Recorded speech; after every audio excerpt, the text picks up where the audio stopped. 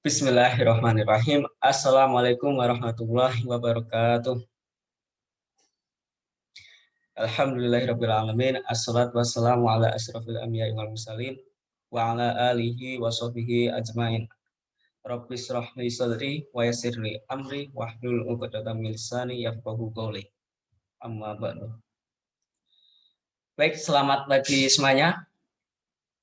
Sebelumnya perkenalkan, nama saya Muhammad Latif Wijanto. Bisa kalian panggil saya Pak Latif ya. Pada kesempatan kali ini hingga 4 ke depan, insya Allah saya ikut membantu Bu Rumu ya untuk mengajar kalian pada mata pelajaran PAI di kelas 11 ini. Baik, untuk mempersingkat waktu, langsung saja ke materi saja. Untuk pertemuan kali ini kita akan memasuki bab yang kedua, yaitu tentang beriman kepada kitab-kitab Allah. Sebelum ke inti pembelajaran, saya akan menjelaskan mengenai peta konsep dari pembelajaran yang akan kita pelajari pada kesempatan kali ini, yaitu yang pertama, kita akan pelajari pengertian iman kepada kitab-kitab Allah. Yang kedua yaitu macam-macamnya. Kemudian yang ketiga yaitu hubungan kitab Al-Quran dengan kitab lain. Yang keempat yaitu perbedaan antara kitab Al-Quran dengan kitab lainnya. Dan yang kelima yaitu perbedaan antara kitab dan suhuf. Baik, langsung saja, yaitu yang pertama yaitu pengertian iman kepada kitab-kitab Allah. Sebelum saya menjelaskan mengenai pengertian iman kepada kitab-kitab Allah, maka akan saya jelaskan yaitu tentang kitabullah. Adik-adikku sekalian, kitabullah atau kitab-kitab Allah adalah kumpulan wahyu-wahyu Allah SWT yang mengandung petunjuk dan kebenaran. Sementara kitab sendiri di dalam bahasa Arab yaitu memiliki arti buku. Sehingga pengertian kitab adalah wahyu Allah yang dibukukan. Makna lain dari kitabullah adalah ajaran Allah yang diwahyukan kepada Nabi atau Rasul yang merupakan ketetapan Allah dan himpunan petunjuk yang ditulis dan dibukukan. Selanjutnya, adapun pengertian iman kepada kitab-kitab Allah yaitu adalah meyakini sepenuh hati bahwa Allah SWT telah menurunkan kitab-kitabnya kepada para nabi dan rasul agar apa? Agar disampaikan kepada umatnya sebagai pedoman hidup untuk kebahagiaan dunia dan di akhirat. Kemudian macam-macam kitab Allah. Yang pertama yaitu ada kitab Zabur, yaitu yang menerima, nabi yang menerima yaitu Nabi Daud. Isinya yaitu tentang apa? Yaitu tentang doa, zikir, pengajaran, dan hikmah. Dan hanya diperuntukkan untuk Bani Israel. Nabi Daud sendiri yaitu hidup di tanah Kanan sekitar abad ke-10 sebelum Masehi. Kemudian yang kedua yaitu ada kitab Taurat yang diwahyukan kepada Nabi Musa alaihissalam. Isinya yaitu tentang apa? Tentang petunjuk dan cahaya kebenaran, serta kisah perjalanan Bani Israel dan kekejaman Fir'aun. Kitab Taurat juga khusus diperuntukkan kepada Bani Israel. Nabi Musa sendiri yaitu hidup di Mesir, Madian, dan Sinai sekitar abad ke-14 sebelum Masehi. Kemudian yang ketiga yaitu ada kitab Injil yang diwahyukan kepada yaitu Nabi Isa alaihissalam. Isinya yaitu tentang petunjuk dan penerangan. Kitab Injil yaitu juga diperuntukkan hanya kepada Bani Israel. Nabi Musa sendiri yaitu hidup di tanah Kanan sekitar abad ke-1 sebelum Masehi.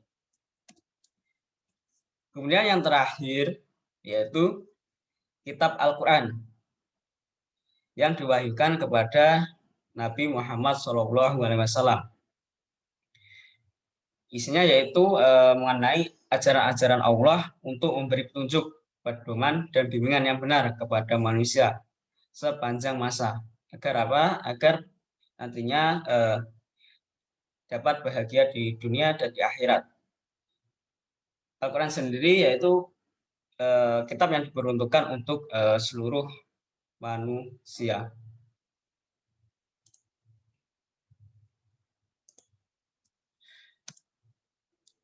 Kemudian yang ketiga yaitu hubungan kitab Al-Quran dengan kitab sebelumnya.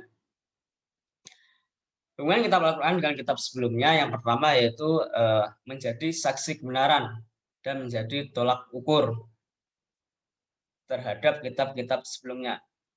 Sebaliknya, Al-Quran juga menjadi saksi atas kesalahannya, sehingga fungsi lain Al-Quran adalah menjadi pemelihara. Yaitu pada Quran surat Al-Maidah ayat 48 dalilnya.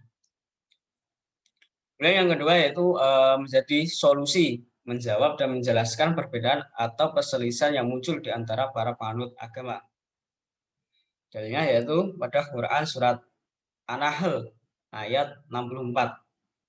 Saya bacakan ya. A'udzubillahi minasyaitonirrajim.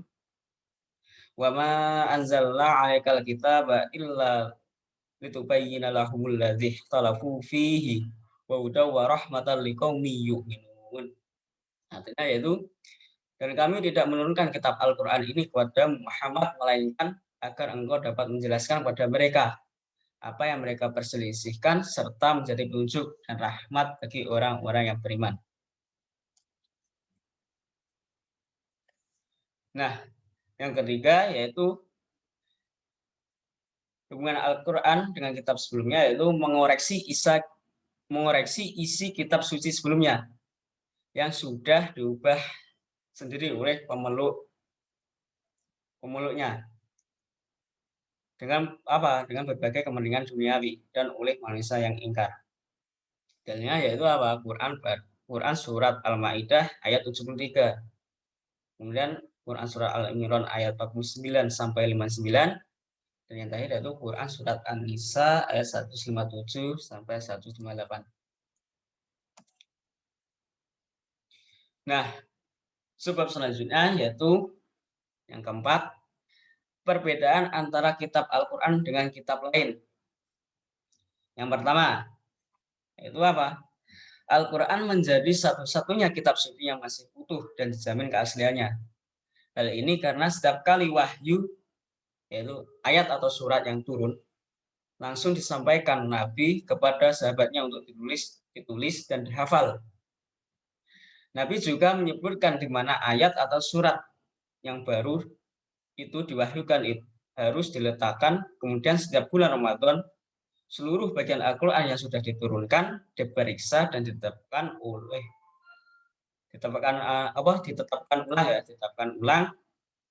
oleh Nabi bersama malaikat Jibril. Nah, ini bisa dilihat pada kandungan Quran surat Al-Hijr ayat 9. Sebaliknya, kitab suci lainnya sudah tidak utuh, tidak ada naskah aslinya, serta mengalami yaitu apa? Banyak perubahan, penyimpangan, dan pengurangan sekaligus penambahan. Nah, yang kedua yaitu Al-Quran menjadi satu-satunya standar yang paling layak untuk dijadikan sebagai pedoman kebenaran bagi umat manusia. Karena apa? Mengandung kebenaran mutlak yang bersumber dari Allah. Dan hal tersebut dapat dikaji secara ilmiah. Misalnya salah satunya yaitu apa? Tentang penciptaan alam semesta. Sedangkan kitab suci lainnya ya tidak bisa dijadikan standar kebenaran ya, standar kebenaran ya. Karena apa? Ya karena tadi, karena isinya sudah banyak yang berubah. Kemudian yang ketiga, perbedaan antara kitab Al-Quran dengan kitab lain yaitu Al-Quran satu-satunya kitab suci yang ditulis sejak masa turunnya dan dihafal oleh ratusan ribuan dan jutaan umat Islam. Baik itu di masa Rasulullah, sahabat, tabi'in maupun umat Islam pada masa kini. Nah, itu dia terdapat 3 perbedaan antara kitab Al-Quran dengan kitab yang lain. Nah, kemudian yang terakhir yaitu perbedaan antara mushaf dan suhuf. Nah, di samping kitab-kitab tersebut yang 4 tadi ya, Allah juga menurunkan sohifah-sohifah atau lembaran-lembaran ya, antara lain kepada yaitu Nabi Idris, Nabi Ibrahim, dan Nabi Musa yang berisi apa? Perumpamaan-perumpamaan, ibarat-ibarat, dan suri tauladan. Nah, kemudian kitabullah atau firman Allah yaitu dapat dibagi menjadi 2 jenis. Yang pertama yaitu suhuf, dan yang kedua yaitu mushaf. Suhuf sendiri tunggalnya yaitu sohifa, berarti apa? Lembaran yang tertulis atau sesuatu yang dibentangkan ya, atau sepenggal kalimat yang ditulis dalam material seperti kertas, kulit, daun, atau media lain. Kemudian yang kedua yaitu mushaf ya, jamnya yaitu masahif. Artinya apa? Yaitu kumpulan-kumpulan suhuf yang dibundel menjadi satu. Nah, berdasarkan untuk kitab Al-Quran sendiri apa jenisnya? Yaitu berdasarkan sejarah penulisan teks Al-Quran, bentuk Al-Quran secara utuh sudah ada sejak zaman Nabi. Meskipun ayat-ayat tersebut ditulis di tempat terpisah seperti pelepah kurma, kulit binatang, atau yang lainnya, ya, pasca Rasulullah wafat, Khalifah Abu Bakar memerintahkan agar Al-Quran yang berserakan itu disalin ke dalam bentuk apa? Lembaran-lembaran yang dibundel, sehingga tidak ada satupun ayat yang hilang. Nah, di samping itu, agar terhindar dari perselisihan di antara kaum muslimin, khususnya di masa Khalifah Utsman bin Affan ya, beliau meminjam naskah asli Al-Quran yang sudah ditetapkan kesahihannya atau kebenarannya dari Rasulullah, yaitu kepada siapa? Hafsah. Nah, Hafsah itu siapa? Yaitu istri Nabi yang diamanati memegang naskah asli Al-Quran. Kemudian beliau memerintahkan 4 sahabat yang dipimpin oleh Zaid bin Sabit untuk menulis ulang Al-Quran menjadi salinan yang sempurna. Kemudian salinan tersebut dikirimkan oleh Khalifah Utsman ke beberapa wilayah besar di dunia Islam.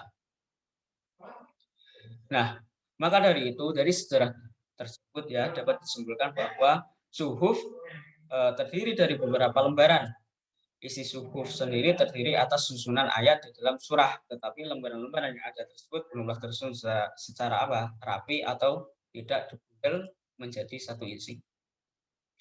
Sementara itu, maksud mushaf pada saat ini yaitu memiliki arti lembaran-lembaran yang dikumpulkan di dalam Al-Quran yang telah dikoleksikan di masa Utsman bin Affan ya. Pada saat itu setiap ayat di dalam surat telah disusun dengan rapi.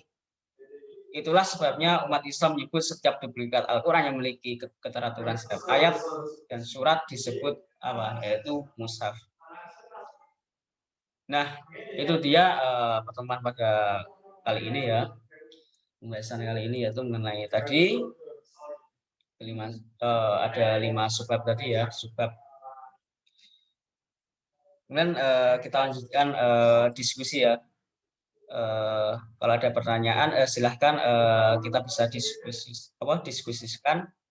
diskusikan lewat via WA atau di e-learning.